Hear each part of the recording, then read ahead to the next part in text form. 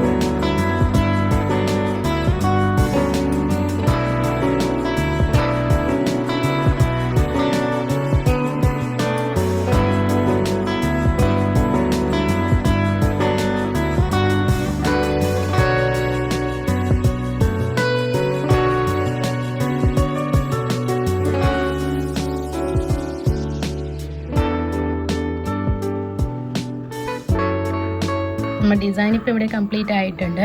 നിങ്ങൾക്ക് എല്ലാവർക്കും ഈ ഒരു വീഡിയോ ഇഷ്ടമായിട്ടുണ്ടെന്ന് വിചാരിക്കുന്നു. നിങ്ങളെല്ലാവരും ഇതൊന്ന് ട്രൈ ചെയ്ത് നോക്കണം. അപ്പോൾ മറ്റൊരു വീഡിയോയുമായി നമുക്ക് വീണ്ടും കാണാം. Thanks for watching.